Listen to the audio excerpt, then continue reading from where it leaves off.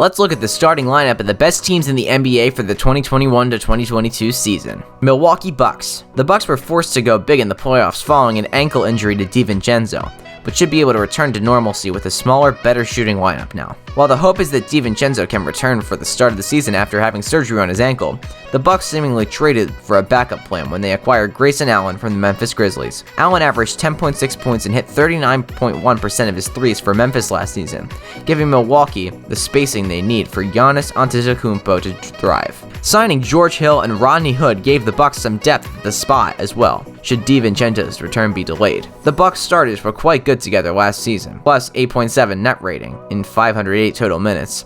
The Bucks starters were quite good together last season, plus 8.7 net rating in 508 total minutes, and should thrive once more no matter who starts as shooting guard. Next up, the Boston Celtics. The middle of the Celtics order should look familiar, as Tatum, Brown, and Smart all return in their usual spots. Smart has made the jump to full-time starter a year ago, the first time in his career he began over 75% of his games in the opening lineup.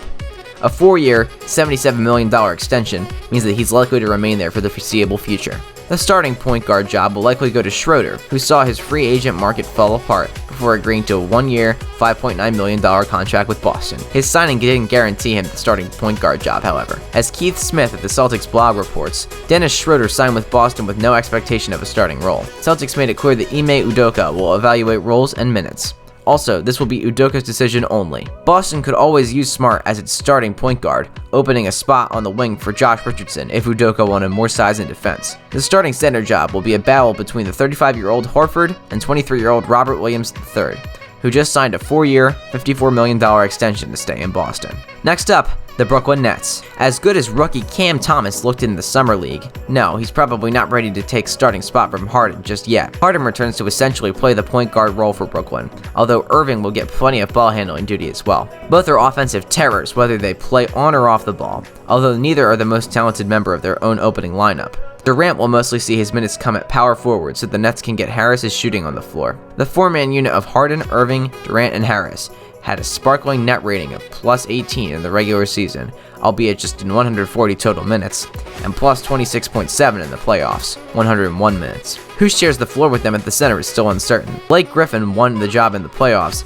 even if he's neither an effective rim protector nor rebounder. Newly signed veteran James Johnson should see some minutes at the 5, but Claxton gives this lineup the highest potential ceiling with his age, 22, and defensive potential. Next up, the Golden State Warriors. The return of Klay Thompson may not come until Christmas, 32 games into the Warriors' schedule, per ESPN's Ramona Shelburne. With Kelly Oubre Jr. leaving to sign with the Charlotte Hornets, the Warriors have few options to plug in at shooting guard until Thompson returns. Using Poole, who averaged 12 points on a 35.1% shooting beyond the arc in 19.4 minutes a game last year, is the easiest answer. He's got good size for the position at 6'4" and has started 21 games over the past 2 seasons for Golden State. The Warriors could also use Wiggins as the 2 guard and insert Otto Porter Jr. at a small forward, giving them a supersized wing. Curry and Green will enter their 8th season together as starters, giving this lineup some much-needed stability. Looney should hold off second-year center James Wiseman for now, as the Warriors were far better with the veteran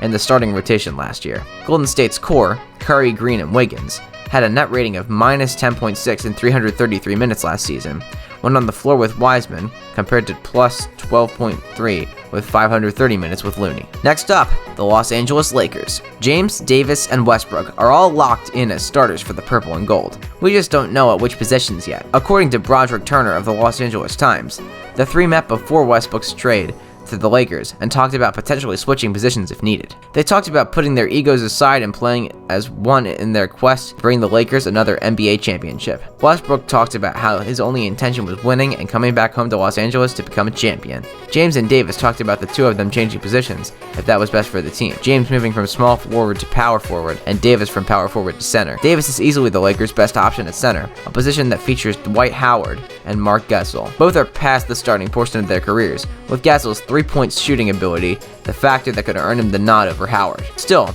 there should be plenty of Davis at this 5 this season. To the body, eliminating the contest of Chris. He's a bright spot early on this season for them, preseason. What a pass by James. Interesting, too, that since he had as much time off as he did to overcome that injury. Wow, how about that? Well guys, thank you so much for making it to the end of the video. Be sure to smash that like button, subscribe to Sport Utopia, and ring that notification bell so you never miss a video. Thanks for watching.